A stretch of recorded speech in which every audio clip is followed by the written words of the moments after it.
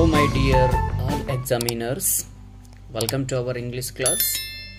ಎಲ್ಲ ಸ್ಪರ್ಧಾ ಮಿತ್ರರಿಗೂ ಸ್ವಾಗತವನ್ನು ಕೋರುತ್ತಾ ಹಿಂದಿನ ಕ್ಲಾಸ್ ಒಳಗೆ ನಾವು ಪಾರ್ಟ್ 1 ಅಂತೇಳಿ ಏನು ವಿಡಿಯೋ ಮಾಡಿದ್ದೀವಲ್ಲ ಆ ವಿಡಿಯೋದಲ್ಲಿ ಟೆನ್ಸ್ ಅಂದರೆ ಟೆನ್ಸ್ ಅಲ್ಲಿ ಎಷ್ಟು ಪ್ರಕಾರಗಳಿದಾವೆ, ಟೋಟಲಿ ಇಂಗ್ಲಿಷ್ನಲ್ಲಿ ಇಷ್ಟು ಟೆನ್ಸ್ಗಳನ್ನು ನಾವು ನೋಡ್ತಾ ಹೋಗ್ತೀವಿ ಅನ್ನೋದ್ರ ಬಗ್ಗೆ ಹಿಂದಿನ ಕ್ಲಾಸಲ್ಲಿ ಸಂಪೂರ್ಣವಾದ ಮಾಹಿತಿಯನ್ನು ತಿಳ್ಕೊಂಡು ಬಂದಿದ್ವಿ. ಪ್ರತಿಯೊಬ್ಬರಿಗೂ ಕೂಡ ಈ ಡೈರೆಕ್ಷನ್ಗಳ ಮುಖಾಂತರ ಏನು ಮಾಡುತ್ತೆ ಅಂತಂದರೆ 12 ಟೆನ್ಸ್ಗಳ ಬಗ್ಗೆ ಮಾಹಿತಿಯನ್ನು ಕೊಡ್ತಾ ಹೋಗುತ್ತೆ. ಬನ್ನಿ ಹಾಗಾದರೆ ಇವತ್ತಿನ ಕ್ಲಾಸ್ ಒಳಗೆ ಆ ಟೆನ್ಸ್ ಮುಂದ್ಗಡೆ ಇರತಕ್ಕಂತಹ ಹೆಲ್ಪಿಂಗ್ ವರ್ಬ್ಗಳನ್ನು ಯಾವ ಬಳಸ್ಕೊಳ್ತಾ ಹೋಗಬೇಕು, ಅದರ ಜೊತೆಗೆ ಸೊ ಮೇನ್ ವರ್ಬನ್ನು ಯಾವ ಫಾರ್ಮಲ್ಲಿ ಬರಿಬೇಕು ಅನ್ನೋದ್ರ ಬಗ್ಗೆ ನಾವೇನು ಮಾಡ್ತಾ ಹೋಗೋಣ ಇವತ್ತಿನ ಕ್ಲಾಸಲ್ಲಿ ಈ ವಿಡಿಯೋದೊಳಗೆ ತಿಳ್ಕೊಳ್ತಾ ಹೋಗೋಣ. ಅದಕ್ಕಿಂತ ಮುಂಚೆ ಈಗ ತಾನೇ ಏನು ದ್ವಿತೀಯ ವರ್ಷದ ವಿದ್ಯಾರ್ಥಿಗಳು ಏನು ತಮ್ಮ ಪರೀಕ್ಷೆಯನ್ನು ಬರೆದು ಮುಗಿಸಿರ್ತಿರಲ್ಲ, ಎಲ್ಲರಿಗೂ ಕೂಡ ಶುಭವಾಗಲಿ ಅನ್ನೋದನ್ನು ಬಯಸುತ್ತಾ 2 ತಿಂಗಳ ಅವಧಿ ಒಳಗೆ ಆ ಕಡೆ ಈ ಕಡೆ ಅಲಿದು ನಿಮ್ಮ ಅಮೂಲ್ಯವಾಗಿರ್ತಕ್ಕಂತಹ ಸಮಯವನ್ನು ವ್ಯರ್ಥ ಮಾಡದೆ ಸಿಂದಗಿ ನಗರದೊಳಗೆ ಸೊ ವಿವಿಧ ಜಿಲ್ಲೆಗಳಿಂದ ಏನು ಮಾಡ್ತಾ ಇದ್ದಾರೆ ಅಂತಂದರೆ ಸೊ ಸ್ಟಾಫ್ಗಳನ್ನು ಕರೆಸ್ಬಿಟ್ಟು ಸೊ ತರಬೇತಿಯನ್ನು ಕೊಡ್ತಕ್ಕಂಥ ಕೆಲಸಗಳನ್ನು ಇದೇ ಸಿಂದಗಿ ನಗರದೊಳಗೆ ಹೆಸರುವಾಸಿಯಾಗಿರ್ತಕ್ಕಂಥ ಒಂದು ಸಂಸ್ಥೆ ಎಲೈಟ್ ಸೈನ್ಸ್ PU ಕಾಲೇಜಿನಲ್ಲಿ ಏನು ಮಾಡ್ತಾ ಇದ್ದಾರೆ ಆ ಕ್ಲಾಸ್ಗಳನ್ನು ನಡೆಸ್ತಾ ಇದ್ದಾರೆ. ಇದರ JEEಗೆ ಸಂಬಂಧಪಟ್ಟ ಹಾಗೆ ನೀಟಿಗೆ ಸಂಬಂಧಪಟ್ಟ ಹಾಗೆ CETಗೆ ಸಂಬಂಧಪಟ್ಟ ಹಾಗೆ ಸೊ ಒಂದು ಉನ್ನತವಾಗಿರತಕ್ಕಂತಹ ಅನುಭವ ಉಳ್ತಕ್ಕಂತಹ ಸೊ ಅಲ್ಲಿ ಉಪನ್ಯಾಸಕ ಬಳಗವು ಕೂಡ ಹೊಂದಿರತಕ್ಕಂಥದ್ದು ನಮ್ಮೆಲ್ಲರ ಖುಷಿ ಕೊಡ್ತಕ್ಕಂತಹ ವಿಚಾರ. ಏನಕ್ಕೋಸ್ಕರ ಅಂತಂದ್ರೆ ನಮ್ಮ ಹಳ್ಳಿಯಲ್ಲಿರ್ತಕ್ಕಂಥ ಏನು ಸಿಂದಗಿ ಸುತ್ತಲೂ ಇರುವಂತಹ ಹಳ್ಳಿಯಲ್ಲಿರ್ತಕ್ಕಂಥ ಮಕ್ಕಳಿಗೆ ಒಂದು ಉನ್ನತವಾದ ಶಿಕ್ಷಣವನ್ನು ಒದಗಿಸುವುದರೊಳಗೆ ಸಫಲತೆಯನ್ನು ಕಾಣ್ತಕ್ಕಂತಹ ಏಕೈಕ ಸಂಸ್ಥೆ ಅಂತಂದ್ರೆ ಎಲೈಟ್ ಸೈನ್ಸ್ PU ಕಾಲೇಜ್ ಅಂತ ಹೇಳ್ಬೋದು. ಸೊ ಅದು ಮೈಬೂಬ್ ಸಂತಾಪುರ್ ಸರ್ ಅವರ ಸಾರಥ್ಯದೊಳಗೆ ನಡೀತಾ ಇದೆ. ಸೊ ಅತ್ಯುನ್ನತವಾಗಿರತಕ್ಕಂಥ ಒಂದು ಶಿಕ್ಷಣವನ್ನು ಕೊಡ್ತಕ್ಕಂಥ ಕೆಲಸ ಮಾಡ್ತಾ ಇದ್ದಾರೆ. ಜ್ಞಾನವನ್ನು ಉಣಬಡಿಸುವಂತಹ ಒಂದು ಸಂಸ್ಥೆ ಸಿಂದಗಿ ನಗರದೊಳಗೆ ಇದ್ರೆ ಅದು ಎಲೈಟ್ ಸೈನ್ಸ್ PU ಕಾಲೇಜ್ ಆಗಿರ್ತದೆ. ಅದಕ್ಕೆ ಪ್ರತಿಯೊಬ್ಬರು ಕೂಡ 2 ತಿಂಗಳ ಅವಧಿ ಒಳಗೆ ಆ ಕಡೆ ಈ ಕಡೆ ಅಲಿದು ನಿಮ್ಮ ಸಮಯವನ್ನು ವ್ಯರ್ಥ ಮಾಡಿಕೊಳ್ಳುವ ಬದಲು ಜೀವನವನ್ನು ಕಟ್ಟಿಕೊಳ್ಳಲಿಕ್ಕೆ ಒಂದು ಸುವರ್ಣ ಒಂದು ಅವಕಾಶವನ್ನು ನಿರ್ಮಾಣ ಮಾಡಿದ್ದಾರೆ. ಅದಕ್ಕೋಸ್ಕರ ಯಾರಾದರೂ ಕೋಚಿಂಗ್ ಹೋಗಬೇಕು ಅನ್ನುವಂತಹ ಆಸಕ್ತಿ ಉಳ್ಳತಕ್ಕಂತಹ ವಿದ್ಯಾರ್ಥಿಗಳು ಏನು ಮಾಡಿ ಸಿಂದಗಿ ನಗರಕ್ಕೆ ಭೇಟಿ ನೀಡಿ ಈ ನಮ್ಮ ಎಲೈಟ್ ಸಂಸ್ಥೆಗೆ ಭೇಟಿ ನೀಡಿದ್ರೆ ಗೊತ್ತಾಗ್ತದೆ ಯಾವ ರೀತಿ ಅಲ್ಲಿ ಎಜುಕೇಷನನ್ನು ಪಡಿತಕ್ಕಂತಹ ಮಕ್ಕಳೆಲ್ಲ ಯಾವ ರೀತಿ ಸಾಧನೆ ಮಾಡ್ತಾ ಇದ್ದಾರೆ, ಅಲ್ಲಿರ್ತಕ್ಕಂತಹ ಸೊ ಬೋಧಕರು ಯಾವ ರೀತಿ ಉಪನ್ಯಾಸವನ್ನು ನೀಡ್ತಾ ಇದ್ದಾರೆ, ಅಲ್ಲಿ ಯಾವ ರೀತಿ ಮಕ್ಕಳು ಅಚೀವ್ಮೆಂಟ್ ಮಾಡ್ತಾ ಇದ್ದಾರೆ ಅನ್ನೋದ್ರ ಬಗ್ಗೆ ನಿಮಗೂ ಕೂಡ ಮಾಹಿತಿ ದೊರೀತಾ ಹೋಗ್ತದೆ. ತಮಗೆಲ್ಲರಿಗೂ ಕೂಡ ಆಲ್ರೆಡಿ ಏನಾಗಿದೆ ಅಂತಂದರೆ ಆ ಸಂಸ್ಥೆಯ ಬಗ್ಗೆ ಮಾಹಿತಿ ಗೊತ್ತಾಗಿದೆ. ಆದರೂ ಕೂಡ ಒಂದು ಬಾರಿ ಹೇಳಬೇಕನ್ನಿಸ್ತು ಹೇಳ್ತಾ ಇದ್ದೀನಿ. ಸೊ ಎಲ್ಲರೂ ಯಾರ್ಯಾರೆಲ್ಲ ವಿಡಿಯೋ ನೋಡ್ತಾ ಇದ್ದೀರಲ್ಲ ದಯವಿಟ್ಟು ನಿಮ್ಮ ಸಮಯವನ್ನು ವ್ಯರ್ಥ ಮಾಡಿಕೊಳ್ಳದೆ ಒಂದು ಅಮೂಲ್ಯವಾಗಿರ್ತಕ್ಕಂಥ ಒಂದು ಗೋಲ್ಡನ್ ಲೈಫ್ ಇದೆ. ಆ ಗೋಲ್ಡನ್ ಲೈಫಿಗೆ ಸೊ ಕಲರ್ಫುಲ್ ಇವೆಂಟ್ಸ್ಗಳನ್ನು ಆ್ಯಡ್ ಮಾಡ್ತಕ್ಕಂಥ ಕೆಲಸ ನೀವುಗಳು ಮಾಡಬೇಕಾಗಿರ್ತಕ್ಕಂಥದ್ದು ಹೌದಲ್ಲ. ಸೊ ಅದಕ್ಕೋಸ್ಕರ ಏನು ಮಾಡ್ತಾ ಬನ್ನಿ ಈ ಸಂಸ್ಥೆಗೆ ಭೇಟಿ ನೀಡಿ ಒಂದ್ಸಲ ಏನು ಮಾಡಿ ಆ ಕೋಚಿಂಗನ್ನು ತೆಗೆದುಕೊಳ್ಳಿ ಅನ್ನುವಂಥ ಮಾಹಿತಿಯನ್ನು ಒದಗಿಸ್ತಾ ಬನ್ನಿ. ಹಾಗಾದರೆ ಮತ್ತೆ ನಾವು ವರ್ಬ್ ಫಾರ್ಮ್ಗಳನ್ನು ಯಾವ ರೀತಿ ಬರಿಬೇಕು, ಯಾವ ಟೆನ್ಸ್ ಮುಂದೆ ಯಾವ ವರ್ಬ್ಗಳನ್ನು ಬಳಸಬೇಕು ಅನ್ನೋದ್ರ ಬಗ್ಗೆ ಅಧ್ಯಯನವನ್ನು ಮಾಡ್ತಾ ಹೋಗೋಣ. ಟೆನ್ಸಲ್ಲಿರುವಂತಹ ಪಾರ್ಟ್ಸ್ಗಳನ್ನು ನೋಡ್ತಾ ಬಂದರೆ so there are 3 types of tenses ಅಂತ ನಾವು ಕರಿತಾ ಹೋಗ್ತೀವಿ. ಸೊ 3 ಪ್ರಕಾರಗಳನ್ನು ನೋಡ್ತಾ ಹೋಗ್ತೀವಿ. ಹಾಗಾದರೆ ಯಾವ್ಯಾವು? ಒಂದು ಪ್ರೆಸೆಂಟು, ಇನ್ನೊಂದು ಪಾಸ್ಟು, ಇನ್ನೊಂದು ಫ್ಯೂಚರ್ ಅಂತೇಳಿ. ಈಗ ಪ್ರೆಸೆಂಟ್ ಟೆನ್ಸಲ್ಲಿ ಬರ್ತಕ್ಕಂತಹ ಹೆಲ್ಪಿಂಗ್ ವರ್ಬ್ಗಳು ಯಾವ್ಯಾವ ಬರ್ತವೆ ಅನ್ನೋದ್ರ ಬಗ್ಗೆ ಸಂಪೂರ್ಣವಾದ ಮಾಹಿತಿಯನ್ನು ತಿಳ್ಕೊಳ್ತಾ ಹೋಗೋಣ. ಎಲ್ಲಿ ಸಿಂಪಲ್ ಪ್ರೆಸೆಂಟ್ ಟೆನ್ಸ್ ಇರುತ್ತೋ ಟೆನ್ಸ್ ಅಲ್ಲಿ ಬಳಸುವಂತಹ ಹೆಲ್ಪಿಂಗ್ ವರ್ಬ್ ಯಾವುವು ಅಂತಂದ್ರೆ ಡೂ ಆರ್ ಡಸ್ ಅಂತ ಹೇಳ್ತೀವಿ. ಡಸ್ ಅನ್ನುವಂಥದ್ದು ಎಲ್ಲಿ ಬಳಸ್ತಾ ಹೋಗ್ತೀವಿ? 3rd ಪರ್ಸನ್ ಸಿಂಗ್ಯುಲರ್ ಆಗಿರ್ತಕ್ಕಂತಹ ಹಿ ಸಿ ಇಟ್ ಅನ್ನುವಂಥದ್ದು ಇದೆಯಲ್ಲ ಅದರ ಮುಂದ್ಗಡೆ ಡಸ್ ಅಂತ ಬಳಸಿದ್ರೆ ಇನ್ನು ಎಲ್ಲ ಸಬ್ಜೆಕ್ಟ್ಗಳ ಮುಂದೆ ಡೂ ಅನ್ನುವಂಥದ್ದನ್ನ ಬಳಸ್ತಾ ಹೋಗ್ತೀವಿ. ಹಾಗಾದ್ರೆ ಪ್ರೆಸೆಂಟ್ ಕಂಟಿನ್ಯೂಸ್ ಟೆನ್ಸ್ ಅಲ್ಲಿ ಏನನ್ನ ಬಳಸ್ತಾ ಹೋಗ್ತೀವಿ? ಪ್ರೆಸೆಂಟ್ ಕಂಟಿನ್ಯೂಸ್ ಟೆನ್ಸ್ ಅಲ್ಲಿ ನಾವು ಬಳಸ್ತಕ್ಕಂಥದ್ದು ಆಮ್, ಈಸ್, ಆರ್ ಅನ್ನುವಂಥದ್ದು. ಐ ಮುಂದೆ ಆಮ್ ಅನ್ನುವಂಥದ್ದು ಬಳಸ್ತಾ ಹೋದ್ರೆ ಈ ಸಿ ಇಟ್ 3rd ಪರ್ಸನ್ ಮುಂದ್ಗಡೆ ಅಲ್ಲಿ ಈಸ್ ಅನ್ನುವಂಥದ್ದನ್ನ ನಾವು ಬಳಸ್ತಾ ಹೋಗ್ತೀವಿ. ಅದರೊಂದಿಗೆ ಉಳಿದಿರತಕ್ಕಂಥ ಏನು ಸಬ್ಜೆಕ್ಟ್ಗಳದವಲ್ಲ ವೈ, ಯು, ದೇ ಅನ್ನುವಂಥದ್ದವಲ್ಲ ಇವುಗಳ ಮುಂದೆ ಆರ್ ಅನ್ನುವಂಥದ್ದನ್ನು ನಾವು ಬಳಸ್ತಾ ಹೋಗ್ತೀವಿ. ಹಾಗಾದ್ರೆ ಇಲ್ಲಿ ಪ್ರೆಸೆಂಟ್ ಪರ್ಫೆಕ್ಟ್ ಟೆನ್ಸ್ ಒಳಗೆ ಹ್ಯಾವ್ ಆರ್ ಹ್ಯಾಸ್ ಅಂತೇಳಿ ಬಳಸ್ತಾ ಹೋಗ್ತೀವಿ. ಹ್ಯಾಸ್ ಎಲ್ಲಿ ಬಳಸ್ತೀವಿ, ಹ್ಯಾವ್ ಎಲ್ಲಿ ಬಳಸ್ತೀವಿ ಅಂತಂದ್ರೆ ಹ್ಯಾಸ್ ಅನ್ನುವಂಥದ್ದು ಎಲ್ಲಿ 3rd ಪರ್ಸನ್ ಸಿಂಗ್ಯುಲರ್ ಇದೆಯಲ್ಲ ಹಿ ಸಿ ಇಟ್ ಅನ್ನುವಂಥದ್ದು ಅಲ್ಲಿ ಹ್ಯಾಸ್ ಅನ್ನ ಬಳಸಿದ್ರೆ ಉಳಿದಿರತಕ್ಕಂತಹ ಎಲ್ಲ ಸಬ್ಜೆಕ್ಟ್ಗಳ ಮುಂದೆ ಏನು ಬಳಸ್ತಾ ಹೋಗ್ತೀವಿ ನಾವು? ಫಾರ್ ಎಕ್ಸಾಂಪಲ್ ಐ ಮುಂದೆ ವೈ, ಯು, ದೇ ಅನ್ನುವಂಥದ್ರ ಮುಂದೆ ನಾವು ಹ್ಯಾವ್ ಅನ್ನುವಂಥದ್ದನ್ನ ಬಳಸ್ತಾ ಹೋಗ್ತೀವಿ. ಹಾಗಾದ್ರೆ ಕೊನೆಯದಾಗಿರ್ತಕ್ಕಂಥದ್ದು ಪ್ರೆಸೆಂಟ್ ಪರ್ಫೆಕ್ಟ್ ಕಂಟಿನ್ಯೂಸ್ ಟೆನ್ಸ್ ಅಂತೇಳಿ ಕರಿತಾ ಹೋಗ್ತೀವಿ. ಕೊನೆಯದಾಗಿರ್ತಕ್ಕಂಥದ್ದು ಪ್ರೆಸೆಂಟ್ ಪರ್ಫೆಕ್ಟ್ ಕಂಟಿನ್ಯೂಸ್ ಟೆನ್ಸ್. ಇಲ್ಲಿ ಯಾವ ಹೆಲ್ಪಿಂಗ್ ವರ್ಬನ್ನು ಬಳಸ್ತಾ ಹೋಗ್ತೀವಿ ಅಂತಂದರೆ ನಾವು ಅಲ್ಲಿ ಹ್ಯಾವ್ ಆರ್ ಹ್ಯಾಸ್ ಅಂತ ಬಳಸಿದ್ವಿ. ಇಲ್ಲಿ ನಾವು ಏನಂತ ಬಳಸ್ತೀವಿ? Have win R has been ಅಂತ ಬಳಸ್ತೀವಿ. ಸೊ ಎಲ್ಲ ಸೇಮ್, ಅಲ್ಲಿ ಹಂಗೆ ಪರ್ಫೆಕ್ಟ್ ಟೆನ್ಸಲ್ಲಿ ಥರ್ಡ್ ಪರ್ಸನ್ ಸಿಂಗ್ಯುಲರ್ ಮುಂದೆ ಹ್ಯಾಸ್ ಅಂತ ಬಳಸಿದ್ವು, ಇಲ್ಲಿ ಹ್ಯಾಸ್ ಬಿನ್ ಅಂತೇಳಿ ಎಕ್ಸ್ಟ್ರಾ ಆ್ಯಡ್ ಮಾಡ್ತೀವಿ ಅಷ್ಟೇ. ಇಲ್ಲಿ ಬಿನ್ ಅನ್ನುವಂಥದ್ದು ಆ್ಯಡ್ ಆಗ್ತಾ ಹೋಗ್ತದೆ. ಹಾಗಾದರೆ ಇನ್ನು ಪಾಸ್ಟ್ ಟೆನ್ಸಿಗೆ ಬರೋಣ. ಅಲ್ಲಿ ಪ್ರೆಸೆಂಟ್ ಟೆನ್ಸ್ದು ಸಂಪೂರ್ಣವಾಗಿರ್ತಕ್ಕಂಥ ಹೆಲ್ಪಿಂಗ್ ವರ್ಬ್ಗಳು ಯಾವ್ಯಾವ ಬಳಸ್ತೀವಿ ಅನ್ನೋದ್ರ ಬಗ್ಗೆ ಗೊತ್ತಾಯಿತು. ಈಗ ನಾವು ಪಾಸ್ಟ್ ಟೆನ್ಸಲ್ಲಿ ಯಾವ ಹೆಲ್ಪಿಂಗ್ ವರ್ಬ್ಗಳನ್ನು ಬಳಸ್ತೀವಿ ಅನ್ನೋದ್ರ ಬಗ್ಗೆ ಏನು ಮಾಡ್ತಾ ಹೋಗೋಣ, ತಿಳ್ಕೊಳ್ತಾ ಹೋಗೋಣ. ಸೊ ಹಾಗಾದರೆ ಇಲ್ಲಿ ಸಿಂಪಲ್ ಪಾಸ್ಟ್ ಟೆನ್ಸ್ ಇದೆಯಲ್ಲ, ಅಲ್ಲಿ ನಾವು ಏನಂತ ಬಳಸ್ತೀವಿ, ಡಿಡ್ ಅಂತೇಳಿ ಏನು ಮಾಡ್ತಾ ಹೋಗ್ತೀವಿ, ಬಳಸ್ತಾ ಹೋಗ್ತೀವಿ. ಹಾಗಾದರೆ ಪಾಸ್ಟ್ ಕಂಟಿನ್ಯೂಯಸ್ ಟೆನ್ಸ್ ಮುಂದ್ಗಡೆ ವಾಸ್ ಆರ್ ವರ್ ಅಂತೇಳಿ ನಾವು ಬಳಸ್ತಾ ಹೋಗ್ತೀವಿ. ವಾಸ್ ಎಲ್ಲಿ ಬಳಸಬೇಕು, ವರ್ ಎಲ್ಲಿ ಬಳಸಬೇಕು ಈಗಾಗಲೇ ನಿಮ್ಗೆ ಗೊತ್ತಿದೆ. ಎಲ್ಲಿ ಸಿಂಗ್ಯುಲರ್ ಇರುತ್ತೋ ಅಲ್ಲಿ ವಾಸ್ ಅಂತ ಬಳಸ್ತೀವಿ, ಎಲ್ಲಿ ಪ್ಲೂರಲ್ ಇರುತ್ತೋ ಅಲ್ಲಿ ವರ್ ಅಂತ ಬಳಸ್ತಾ ಹೋಗ್ತೀವಿ, ನೆನಪಾಗಿರಲಿ. ಸೊ ಅದರೊಂದಿಗೆ ಇನ್ನು ಪಾಸ್ಟ್ ಪರ್ಫೆಕ್ಟ್ ಟೆನ್ಸಲ್ಲಿ ಹ್ಯಾಡ್ ಅನ್ನುವಂಥದ್ದು ಒಂದೇ ಬಳಸ್ತೀವಿ, ಇಲ್ಲಿ ಡಬಲ್ ಬರೋದಿಲ್ಲ.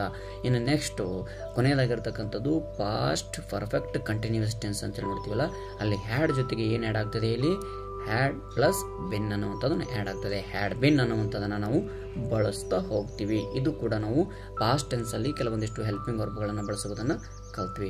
ಸೊ ಅದರೊಂದಿಗೆ ಕೊನೆಯದಾಗಿರ್ತಕ್ಕಂಥದ್ದು ಯಾವುದಿದ್ರೆ ಫ್ಯೂಚರ್ ಟೆನ್ಸ್. ಫ್ಯೂಚರ್ ಟೆನ್ಸಲ್ಲಿಯೂ ಕೂಡ ಏನು ಡಿಫಿಕಲ್ಟ್ ಆಗಿರ್ತಕ್ಕಂಥ ಹೆಲ್ಪಿಂಗ್ ವರ್ಬ್ಗಳನ್ನು ಬಳಸೋದಿಲ್ಲ. ಸೊ ಹಾಗಾದರೆ ಸಿಂಪಲ್ ಫ್ಯೂಚರ್ ಟೆನ್ಸಲ್ಲಿ ಏನನ್ನು ಬಳಸ್ತೀವಿ, ಶಾಲ್ ಆರ್ ವಿಲ್ ಅಂತೇಳಿ ನಾವು ಬಳಸ್ತಾ ಹೋಗ್ತೀವಿ. ಫಾರ್ ಎಕ್ಸಾಂಪಲ್ ಯಾವುದೇ ಸಂದರ್ಭದಲ್ಲಿಯೂ ಕೂಡ ನೀವು ಶಾಲ್ ಆರ್ ವಿಲ್ ಅನ್ನತಕ್ಕಂಥದ್ದನ್ನು ಬಳಸ್ಕೊತ ಹೋಗ್ಬೋದು. ಹಾಗಾದರೆ ಇಲ್ಲಿ ನೋಡಿ ಸೆಕೆಂಡ್ ಒನ್ ಆಗಿರ್ತಕ್ಕಂಥದ್ರಲ್ಲಿ ಫ್ಯೂಚರ್ ಕಂಟಿನ್ಯೂಯಸ್ ಟೆನ್ಸ್ ಅಂತೇಳಿ ಏನು ಬರಿತಾ ಹೋಗ್ತೀವಲ್ಲ, ಅಲ್ಲಿ shall be and will be ಅಂತೇಳಿ ನಾವೇನು ಮಾಡ್ತಾ ಹೋಗ್ತೀವಿ, ಬಳಸ್ಕೊತ ಹೋಗ್ತೀವಿ. ಅದರೊಂದಿಗೆ ಫ್ಯೂಚರ್ ಪರ್ಫೆಕ್ಟ್ ಟೆನ್ಸ್ ಅಂತೇಳಿದೆಯಲ್ಲ, ಅಲ್ಲಿ ಏನು ಬಳಸ್ತಾ ಹೋಗ್ತೀವಿ ಅಂತಂದರೆ ಇಲ್ಲಿ ಫ್ಯೂಚರ್ ಪರ್ಫೆಕ್ಟ್ ಟೆನ್ಸ್ ಅನ್ನುವಂಥದ್ದು ಇದೆಯಲ್ಲ, ಇದರಲ್ಲಿ ಶಾಲ್ ಹ್ಯಾವ್ ಅನ್ನುವಂಥದ್ದನ್ನು ಬಳಸ್ತಾ ಹೋಗ್ತೀವಿ, ಅಥವಾ ವಿಲ್ ಹ್ಯಾವ್ ಅನ್ನುವಂಥದ್ದನ್ನು ಬಳಸ್ತಾ ಹೋಗ್ತೀವಿ. ಅದು ಮುಂದುವರೆದಿರ್ತಕ್ಕಂಥದ್ದು ಫ್ಯೂಚರ್ ಪರ್ಫೆಕ್ಟ್ ಕಂಟಿನ್ಯೂಯಸ್ ಟೆನ್ಸಲ್ಲಿ ಶಾಲ್ ಹ್ಯಾವ್ ಬಿನ್ ಅಂತ ಬಳಸ್ತಾ ಹೋದರೆ ಅದರೊಂದಿಗೆ ವಿಲ್ ಹ್ಯಾವ್ ಬಿನ್ ಅನ್ನುವಂಥದ್ದನ್ನು ಕೂಡ ನಾವು ಬಳಸ್ತಾ ಹೋಗ್ತೀವಿ. ಹಾಗಾದರೆ ಇಲ್ಲಿಯವರೆಗೂ ನಾವು 12 ಟೆನ್ಸ್ಗಳ ಮುಂದೆ ಬರತಕ್ಕಂತಹ ಸಹಾಯಕ ಕ್ರಿಯಾಪದಗಳು ಅಂತೇಳಿ ಕರಿತೀವಲ್ಲ, ಹೆಲ್ಪಿಂಗ್ ವರ್ಬ್ಸನ್ನು. ಸೊ ಯಾವ್ಯಾವ ಟೆನ್ಸ್ ಮುಂದ್ಗಡೆ ಯಾವ್ಯಾವ ಹೆಲ್ಪಿಂಗ್ ವರ್ಬ್ಸನ್ನು ಬಳಸಬೇಕು ಅನ್ನೋದ್ರ ಬಗ್ಗೆ ಮಾಹಿತಿಯನ್ನು ತಿಳ್ಕೊಂಡ್ವಿ. ಹಾಗಾದರೆ ಮೀನ್ ವರ್ಬ್ಗಳನ್ನು ಎಲ್ಲೆಲ್ಲಿ ಬಳಸಬೇಕು ಸರ್ ಅನ್ನುವಂಥ ಕನ್ಫ್ಯೂಸ್ ಇದೆ ನಿಮಗೆ. ಅದು ಏನಾಗ್ತದೆ ಸರ್, ಪ್ರೆಸೆಂಟ್ ಟೆನ್ಸಲ್ಲಿ ಯಾವ ವರ್ಬ್ ಫಾರ್ಮ್ ಇರಬೇಕು ಸರ್, ಪಾಸ್ಟ್ ಪರ್ಫೆಕ್ಟಲ್ಲಿ ಯಾವ ವರ್ಬ್ ಫಾರ್ಮ್ ಇರಬೇಕು ಸರ್, ಫ್ಯೂಚರ್ ಪರ್ಫೆಕ್ಟಲ್ಲಿ ಯಾವ ವರ್ಬ್ ಫಾರ್ಮ್ ಇರಬೇಕು ಅನ್ನುವಂಥದ್ದನ್ನು ಸಂಪೂರ್ಣವಾಗಿ ಕೆಲವೊಂದಿಷ್ಟು ಜನಕ್ಕೆ ಡೌಟ್ಸ್ ಇರ್ತದೆ. ಸೊ ಈಸಿಯಾಗಿ ತಿಳ್ಕೊತವನ್ನ ಟೋಟಲ್ ಎಷ್ಟು ಟೆನ್ಸ್ ಅದಾವ ಅಂತೇಳಿದ್ದೆ ನಾನು, 12 ಟೆನ್ಸ್ ಅದಾವ ಅಂತೇಳಿದೆ. ಸೊ 12 ಟೆನ್ಸಲ್ಲಿ ಎಲ್ಲೆಲ್ಲಿ ಕಂಟಿನ್ಯೂಯಸ್ ಟೆನ್ಸ್ ಇರ್ತದೋ ಅಲ್ಲಿ V4 ಆಗಿರ್ತದೆ, ನೆನಪಲ್ಲಿರಲಿ. ನಾವು ವರ್ಬ್ ಫಾರ್ಮನ್ನು ನೋಡಿದ್ರೆ V1, V2, V3, V4, V5 ಅಂತೇಳಿ ನಾವು ನೋಡ್ತಾ ಹೋಗ್ತೀವಿ. ಸೊ ಫಾರ್ ಎಕ್ಸಾಂಪಲ್ V1 ಅಂತಂದರೆ base form of the verb ಅಂತ ಕರಿತಾ ಹೋಗ್ತೀವಿ. V2 ಅಂತಂದರೆ past tense form of verb ಅಂತೇಳಿ ನಾವು ಕರಿತಾ ಹೋಗ್ತೀವಿ. ಅದ V3 ಅಂತಂದರೆ past participle form of verb ಅಂತೇಳಿ ಕರಿತಾ ಹೋಗ್ತೀವಿ. V4 ಅಂತಂದರೆ present participle form of verb ಅಂತೇಳಿ ಕರಿತಾ ಹೋಗ್ತೀವಿ. V5 ಅಂತಂದರೆ ಸಿಂಗ್ಯುಲರ್ ಫಾರ್ಮ್ ಆಫ್ ವರ್ಬ್ ಅಂತೇಳಿ ನಾವು ಕರಿತಾ ಹೋಗ್ತೀವಿ. ಸೊ ಇಷ್ಟು ನೆನಪಿದ್ರೆ ಸಾಕು. ನಾವು V1 ಅಂದ್ರೇನು, V2 ಅಂದ್ರೇನು, V3 ಅಂದ್ರೇನು, V4 ಅಂದ್ರೇನು, V5 ಅಂದ್ರೇನು. ಫಾರ್ ಎಕ್ಸಾಂಪಲ್ V1 ಫಾರ್ಮಲ್ಲಿ ಗೋ ಅನ್ನುವಂಥದ್ದಿದ್ರೆ ಸೊ ಗೋ ಅಂತೇಳಿ ಆಗ್ತದೆ. ಅದೇ V2ಗೆ ಬಂದರೆ ವೆಂಟ್ ಆಗುತ್ತೆ. ಅದೇ V3ಗೆ ಬಂದರೆ ಗಾನ್ ಅಂತ ಆಗುತ್ತೆ. V4 ಬಂದರೆ ಗೋಯಿಂಗ್ ಅಂತೇಳಿ ಆಗುತ್ತೆ. ಅದರ ಜೊತೆಗೆ V5 ಅಂತ ಬಂದರೆ ಗೋಸ್ ಅಂತ ಆಗುತ್ತೆ ಅಲ್ಲ. ಈ ರೀತಿಯಾಗಿ ಏನು ಮಾಡ್ತಾ ಹೋಗ್ತೀವಿ ನಾವು, ವರ್ಬ್ ಫಾರ್ಮನ್ನು ಸೆಂಟೆನ್ಸ್ಗೆ ಅನುಗುಣವಾಗಿ ಆ ಸೆಂಟೆನ್ಸು ಯಾವ ಟೆನ್ಸ್ಗೆ ಇರ್ತದೋ, ಯಾವ ಟೆನ್ಸಲ್ಲಿ ಇರ್ತದೋ ಆ ಟೆನ್ಸ್ಗೆ ಅನುಗುಣವಾಗಿ ಏನು ಮಾಡ್ತಾ ಹೋಗ್ತೀವಿ, ನಾವು ವರ್ಬ್ಗಳನ್ನು ಚೇಂಜ್ ಮಾಡ್ತಾನೂ ಹೋಗ್ತೀವಿ ಅಲ್ಲ. ಸೊ ಮುಂದ್ಗಡೆ ಇದೇ ಟಾಪಿಕ್ ಮೇಲೆ ಏನೇನು ಸ್ಟಡಿ ಮಾಡ್ತೀವಿ ಅನ್ನೋದ್ರ ಬಗ್ಗೆ ನಾನು ಹೇಳ್ತಾ ಹೋಗ್ತೀನಿ ಅಂತ ನೆಕ್ಸ್ಟ್ ವಿಡಿಯೋದೊಳಗೆ ಮಾಡ್ತಾ ಹೋಗ್ತೀನಿ. ಇನ್ನು ಮುಂದೆ ಯುವಕರ ಮೇಲೆ ಯಾವ ರೀತಿ ಕ್ವಶನ್ ಕೇಳಬಹುದು, ಯಾವ ರೀತಿ ನಾವು ಅದಕ್ಕೆ ಆನ್ಸರನ್ನು ಮಾಡಬೇಕು ಅನ್ನೋದ್ರ ಬಗ್ಗೆ ಮಾಹಿತಿ ಕೊಡ್ತಾ ಹೋಗ್ತೀನಿ. ಜನರಲ್ ಆಗಿರ್ತಕ್ಕಂಥ ಈ ಮಾಹಿತಿಯನ್ನು ಕೊಟ್ಬಿಟ್ಟು ಆಮೇಲೆ ಪ್ರಶ್ನೆಗಳನ್ನು ಕೈಗೆತ್ತಿಕೊಂಡಾಗ ಗೊತ್ತಾಗ್ತದೆ, ಹೌದಲ್ಲ ಈ ರೀತಿ ಕ್ವಶನ್ಗಳು ಕೇಳ್ತಾನೆ ಇದರಲ್ಲಿ ಅಂತ ಅನ್ನೋದನ್ನು ನಿಮಗೂ ಗೊತ್ತಾಗ್ತಾ ಹೋಗ್ತದೆ. ಫಾರ್ ಎಕ್ಸಾಂಪಲ್ ಬನ್ನಿ, ಹಾಗಾದರೆ ಯಾವ ಟೆನ್ಸಲ್ಲಿ ಯಾವ ವರ್ಬ್ ಫಾರ್ಮನ್ನು ಫಿಲ್ ಮಾಡಬೇಕು ಅನ್ನೋದ್ರ ಬಗ್ಗೆ ಸಂಪೂರ್ಣ ಮಾಹಿತಿಯನ್ನು ತಿಳ್ಕೊಳ್ತಾ ಹೋಗೋಣ. ಫಾರ್ ಎಕ್ಸಾಂಪಲ್ ನೀವು ತಿಳ್ಕೊಂಡಂಗೆ ಟೋಟಲಿ 12 ಟೆನ್ಸ್ಗಳನ್ನು ನಾವು ಇಂಗ್ಲೀಷ್ನಲ್ಲಿ ನೋಡ್ತಾ ಹೋಗ್ತೀವಿ. ಹಾಗಾದರೆ 12 ಟೆನ್ಸ್ಗಳಲ್ಲಿ ಕಂಟಿನ್ಯೂಯಸ್ ಟೆನ್ಸ್ಗಳು ಎಷ್ಟದಾವೆ, ಪ್ರೆಸೆಂಟಲ್ಲಿ 2 ಅದಾವೆ, ಪಾಸ್ಟಲ್ಲಿ 2 ಅದಾವೆ, ಅದರ ಜೊತೆಗೆ ಫ್ಯೂಚರಲ್ಲಿಯೂ ಕೂಡ 2 ಟೆನ್ಸ್ ಕಂಟಿನ್ಯೂಯಸ್ ಆಗಿದ್ದಾವೆ. ಎಲ್ಲೆಲ್ಲಿ ಕಂಟಿನ್ಯೂಯಸ್ ಟೆನ್ಸ್ ಆಗಿರ್ತದೋ ಅಲ್ಲಿ ಯಾವಾಗಲೂ V4 ಅನ್ನು ಬಳಸ್ತೀವಿ. V4 ಮೀನ್ಸ್ ING ಪ್ರತ್ಯಯನ ವರ್ಬಿಗೆ ಆ್ಯಡ್ ಮಾಡ್ತಾ ಹೋಗ್ತೀವಿ. ನೆನಪಿರಲಿ, ಎಲ್ಲೆಲ್ಲಿ ಕಂಟಿನ್ಯೂಸ್ ಟೆನ್ಸ್ ಇದೆ ಅಲ್ಲೆಲ್ಲವೂ ಕೂಡ. ಹಾಗಾದರೆ 12 ಟೆನ್ಸಲ್ಲಿ ಕಂಟಿನ್ಯೂಸ್ ಟೆನ್ಸ್ ಎಷ್ಟಿದಾವೆ, ಎಲ್ಲ ಟೆನ್ಸ್ಗಳಲ್ಲಿ 2 ಅದಾವೆ ಅಂತಂದರೆ 6 ಟೆನ್ಸ್ಗಳ ಮುಂದೆ 6 ಸೆಂಟೆನ್ಸ್ ಏನಾದರೂ ಕಂಟಿನ್ಯೂಯಸ್ ಸೆಂಟೆನ್ಸ್ ಆಗಿತ್ತು ಅಂತಂದರೆ, ಅದು ಕಂಟಿನ್ಯೂಸ್ ಟೆನ್ಸಲ್ಲಿ ಬರ್ತಾ ಇತ್ತು ಅಂತಂದರೆ ಅಲ್ಲಿ V4 ಅನ್ನು ಕಂಪಲ್ಸರಿಯಾಗಿ ನೀವು ಬಳಸಲೇಬೇಕಾಗ್ತದೆ. ಅಲ್ಲಿ ಕಂಟಿನ್ಯೂಯಸ್ ಬರಬೇಕು, ಅಲ್ಲಿ V4 ಆ್ಯಡ್ ಮಾಡ್ತಾ ಹೋಗಬೇಕಾಗ್ತದೆ. ಆಯಿತಾ? ಎಸ್, ಇನ್ನು ನೆಕ್ಸ್ಟು ಅದೇ ಟೆನ್ಸ್ಗಳೊಳಗೆ ಎಷ್ಟು ಟೆನ್ಸ್ಗಳು ಪರ್ಫೆಕ್ಟ್ ಆಗಿದ್ದಾವೆ ನೋಡ್ರಿ. ಪರ್ಫೆಕ್ಟ್ ಟೆನ್ಸ್ ನೋಡ್ರಿ, ಇಲ್ಲಿ ಪ್ರೆಸೆಂಟ್ ಪರ್ಫೆಕ್ಟ್ ಇದೆ, ಪಾಸ್ಟ್ ಪರ್ಫೆಕ್ಟ್ ಇದೆ, ಫ್ಯೂಚರ್ ಪರ್ಫೆಕ್ಟ್ ಇದೆಯಲ್ಲ. ಸೊ ಈ 3 ಟೆನ್ಸ್ಗಳು ಏನಾದರೂ ಎಲ್ಲಾದರೂ ಈ ಟೆನ್ಸ್ಗಳಲ್ಲಿ ಪರ್ಫೆಕ್ಟ್ ಟೆನ್ಸ್ ಎಲ್ಲೆಲ್ಲಿ ಇರ್ತದೋ ಎಷ್ಟದಾವೆ? ಟೋಟಲ್ 12 ಟೆನ್ಸಲ್ಲಿ ಪರ್ಫೆಕ್ಟ್ ಟೆನ್ಸ್ಗಳು 3 ಅದಾವೆ. ಈ ಥರ ಹೇಳಿದ್ವಲ್ಲ, present perfect, past perfect and future perfect ಅಂತೇಳಿ.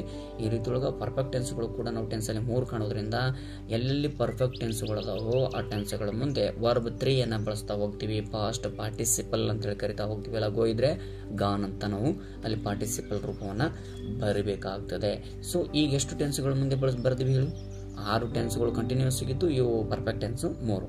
9 ಟೆನ್ಸ್ಗಳ ಮುಂದೆ ಯಾವ ವರ್ಬ್ ಫಾರ್ಮನ್ನು ಫಿಲ್ ಮಾಡಬೇಕು ಅನ್ನೋದು ಆಲ್ರೆಡಿ ಗೊತ್ತಾಯಿತು. ಇನ್ನು ಉಳಿದಿರ್ತಕ್ಕಂಥ 3 ಟೆನ್ಸ್ಗಳ ಮುಂದೆ ನಮಗೆ ಗೊತ್ತಾದರೆ ಮುಗಿದು ಹೋಗ್ಬಿಡ್ತಲ್ಲ, ಯಾವ ವರ್ಬ್ ಫಾರ್ಮನ್ನು ಫಿಲ್ ಮಾಡಬೇಕು ಅನ್ನೋದು ಈಸಿಯಾಗಿ ಫೈಂಡ್ ಔಟ್ ಮಾಡ್ಬೋದಲ್ಲ. ಹಾಗಾದರೆ ಉಳಿದಿರ್ತಕ್ಕಂಥವು ಯಾವುವು? ಸಿಂಪಲ್ ಪ್ರೆಸೆಂಟ್ ಒಂದು ಉಳಿದಿದೆ, ಸಿಂಪಲ್ ಪಾಸ್ಟ್ ಒಂದು ಉಳಿದಿದೆ, ಸಿಂಪಲ್ ಫ್ಯೂಚರ್ ಒಂದು ಉಳಿದಿದೆ. ಸಿಂಪಲ್ ಫ್ಯೂಚರ್, ಸಿಂಪಲ್ ಪ್ರೆಸೆಂಟ್ ಅನ್ನುವಂಥದ್ದು same as to as V1 ಅನ್ನು ನಾವು ಬಳಸ್ತಾ ಹೋಗ್ತೀವಿ. ಫಾರ್ ಎಕ್ಸಾಂಪಲ್, ಐ ರೈಟ್ ಅಂತಂದ್ರೆ ಇದು ಸಿಂಪಲ್ ಅಂತ ಹೇಳ್ತೀವಿ. I will write, I right ಅಂತಂದರೆ ನಾನು ಬರೆಯುತ್ತೇನೆ. ಹೌದಾ? ಐ ವಿಲ್ ರೈಟ್ ಅಂದರೆ ನಾನು ಬರೆಯುತ್ತೇನೆ. ಎರಡೂ ಕೂಡ ಸೇಮ್ ಕೊಡೋದ್ರಿಂದ ಅಲ್ಲಿ ನಾವು ಫ್ಯೂಚರ್ ಟೆನ್ಸಲ್ಲಿ ಕೂಡ ಏನು ಬಳಸ್ತಾ ಹೋಗ್ತೀವಿ? ನಾವು V1 ಬಳಸ್ತಾ ಹೋಗ್ತೀವಿ. ಎಲ್ಲಿ? Simple future and simple present ಇವೆರಡಕ್ಕೂ ಮುಂದ್ಗಡೆ ನಾವು ಏನು ಬಳಸ್ತಾ ಹೋಗ್ತೀವಿ? ವರ್ಬ್ ಫಾರ್ಮನ್ನು V1 ಬಳಸ್ತೀವಿ. For example, base form of the verb ಅಂತ ಕರಿತೀವಲ್ಲ, ಅದನ್ನೇ ನಾವು ಬಳಸ್ತಾ ಹೋಗ್ತೀವಿ. ಒಂದೇ ಒಂದು ಟೆನ್ಸ್ ಮುಂದ್ಗಡೆ V2 ಬಳಸ್ತೀವಿ. ನೆನಪಿರಲಿ, ಅದು ಎಲ್ಲಿ ಅಂತಂದರೆ ಸಿಂಪಲ್ ಪಾಸ್ಟ್ ಆಗಿರ್ತಕ್ಕಂಥಲ್ಲಿ ಮಾತ್ರ V2 ಬಳಸ್ತೀವಿ. ಫಾರ್ ಎಕ್ಸಾಂಪಲ್, V2 ಅಂತಂದರೆ ಗೋ ಇದ್ದಿದ್ದು V2 ಫಾರ್ಮಲ್ಲಿ ಬರೆದ್ರೆ ಏನಾಗಿತ್ತು? ವೆಂಟ್ ಅಂತ ಆಗಿತ್ತಲ್ಲ. ಸೊ ಆ ಫಾರ್ಮನ್ನು ನಾವು ಕೇವಲ ಸಿಂಪಲ್ ಪಾಸ್ಟ್ ಟೆನ್ಸ್ ಇರುವಂತಹ ಸಂದರ್ಭದೊಳಗೆ ಈ ವರ್ಬ್ ಫಾರ್ಮನ್ನು ಬಳಸ್ತಾ ಹೋಗ್ತೀವಿ. ಸೊ ಹಾಗಾದರೆ ನೆಕ್ಸ್ಟ್ ವಿಡಿಯೋದೊಳಗೆ ಇವುಗಳ ಮೇಲೆ ವರ್ಬ್ ಅಗ್ರಿ ಯಾವ ರೀತಿ ಕೇಳ್ತಾನೆ, appropriate form of the verb ಯಾವ ರೀತಿ ಕೇಳ್ತಾನೆ, ಸೊ ಅದೇ ರೀತಿಯಾಗಿ passive form of the verb ಯಾವ ರೀತಿ ಕೇಳ್ತಾನೆ, ಈ ಸೆಂಟೆನ್ಸ್ಗಳನ್ನು ಯಾವ ರೀತಿ ನಾವು ಮೇಕ್ ಮಾಡಬೇಕಾಗಿದೆ, ಯಾವ ರೀತಿ ಕ್ರಿಯೇಟ್ ಮಾಡಬೇಕಾಗಿದೆ. ಸೊ ಒಂದೇ ಸೆಂಟೆನ್ಸಲ್ಲಿ ಯಾವ್ಯಾವ ರೀತಿ ಸೆಂಟೆನ್ಸನ್ನು ಕನ್ವರ್ಟ್ ಮಾಡ್ಬೋದು? ನೆಗೆಟಿವ್ ಸೆಂಟೆನ್ಸ್ ಮಾಡ್ಬೋದು, ಅದರ ಜೊತೆಗೆ SR ಕ್ವಶನ್ ಮಾಡ್ಬೋದು, ಡೂ ಫಾರ್ಮ್ ಕ್ವಶನ್ ಮಾಡ್ಬೋದು, WH ಕ್ವಶನ್ ಮಾಡ್ಬೋದು, ಕ್ವಶನ್ ಟ್ಯಾಗ್ ಮಾಡ್ಬೋದು. ಒಂದೇ ಸೆಂಟೆನ್ಸ್ ಒಳಗೂ ಕೂಡ ಒಂದು ಸೆಂಟೆನ್ಸನ್ನು ನಾವು ಕಲ್ತೀವಿ ಅಂತಂದರೆ ಇಷ್ಟೆಲ್ಲ ಸೆಂಟೆನ್ಸ್ಗಳನ್ನು ಏನು ಮಾಡ್ತಾ ಹೋಗ್ತೀವಿ? ನಮಗೆ ಈಸಿಯಾಗಿ ಫೈಂಡ್ ಔಟ್ ಮಾಡ್ಕೊತಾ ಹೋಗ್ತೀವಿ. ಈ ಸೆಂಟೆನ್ಸನ್ನು ನಾವು ಕ್ರಿಯೇಟ್ ಮಾಡೋದು ಕಲ್ತೀವಿ ಅಂತಂದರೆ ಅದನ್ನು ಪಾರ್ಟ್ಸ್ ಮಾಡೋದನ್ನು ನಾವು ಕಲಿತಾ ಹೋಗ್ತೀವಿ. ಅಂದರೆ ನೋಡಿರಿ, ಒಂದಕ್ಕೊಂದು ಯಾವ ರೀತಿ ಲಿಂಕ್ ಇದೆ ಅಂತಂದರೆ, ಒಂದು ಸೆಂಟೆನ್ಸನ್ನು ಕ್ರಿಯೇಟ್ ಮಾಡಿದೆ ಅಂದರೆ ಅದರಲ್ಲಿ ಎಲ್ಲ ಪಾರ್ಟ್ಸ್ ಇರ್ತವೆ. ಒಂದು ಸಬ್ಜೆಕ್ಟ್ ಇರ್ತದೆ, ಒಂದು ವರ್ಬ್ನೂ ಇರ್ತದೆ, ಒಂದು ಅಡ್ಜೆಕ್ಟಿವ್ ಇರ್ತದೆ, ಅಡ್ವರ್ಬ್ ಇರ್ತದೆ, ಪ್ರಿಪೋಸಿಷನ್ಸ್ಗಳು ಇರ್ತವೆ, ಕಂಜಕ್ಷನ್ಗಳು ಇರ್ತವೆ. ಸೊ ಎಲ್ಲನೂ ಕೂಡ ಪಾರ್ಟ್ಸ್ ಆಫ್ ಸ್ಪೀಚಲ್ಲಿ ಏನು ಬರ್ತಕ್ಕಂತಹ ಎಲ್ಲ ಪಾರ್ಟ್ಸ್ಗಳು ಅದಾವಲ್ಲ, ಎಲ್ಲನೂ ಕೂಡ ಏನು ಮಾಡ್ತಾ ಹೋಗ್ತೀವಿ ಅಂತಂದರೆ ನಾವು ಇಲ್ಲಿ ಸೊ ಆರ್ಟಿಕಲ್ಸ್ಗಳನ್ನು ಕೂಡ ನಾವು ಏನು ಮಾಡ್ತಾ ಹೋಗ್ತೀವಿ ಅಂತಂದ್ರೆ ಈ ಸೆಂಟೆನ್ಸ್ಗಳು ನೋಡ್ತಾ ಹೋಗ್ತೀವಿ. ಹಾಗಾದರೆ ಗ್ರಾಮರ್ ಟಾಪಿಕ್ ನಿಂತಿದ್ದು ಯಾವ ಬೇಸ್ ಮೇಲೆ ಅನ್ನೋದು ನಿಮಗೂ ಕೂಡ ಅರ್ಥ ಆಗಿರ್ಬೋದಲ್ಲ. ಈಗ ಒಂದು ಸೆಂಟೆನ್ಸನ್ನು ಮಾಡೋದು ಕಲಿತ್ರೆ ಇಡೀ ಗ್ರಾಮರ್ ಟಾಪಿಕ್ಕು ಕೂಡ ಆ ಸೆಂಟೆನ್ಸಲ್ಲಿ ಬಂದು ಹೋಗ್ತದೆ ಅಂತಂದರೆ ನಿಜವಾಗ್ಲೂ ಇಂಗ್ಲೀಷ್ ನಿಂತಿದ್ದ ಈ ಟೆನ್ಸಸ್ ಬೇಸ್ ಮೇಲೆ ಅನ್ನುವಂಥದ್ದನ್ನು ಈ ವಿಡಿಯೋದೊಳಗೆ ನಮಗೆ ಗೊತ್ತಾಗ್ತದೆ. ನೆಕ್ಸ್ಟ್ ಕ್ಲಾಸಲ್ಲಿ ಒಂದೊಂದು ಯಾವ ರೀತಿ ಸೆಂಟೆನ್ಸನ್ನು ಮಾಡಬೇಕು, ಯಾವ ರೀತಿ ಸೆಂಟೆನ್ಸನ್ನು ಮಾಡಬೇಕು, ಆ ಸೆಂಟೆನ್ಸನ್ನು ಯಾವ ರೀತಿ ಡಿವೈಡ್ ಮಾಡಬೇಕು ಅನ್ನೋದ್ರ ಬಗ್ಗೆ ನಾವು ಅಧ್ಯಯನ ಮಾಡ್ತಾ ಹೋಗೋಣ. ಧನ್ಯವಾದ.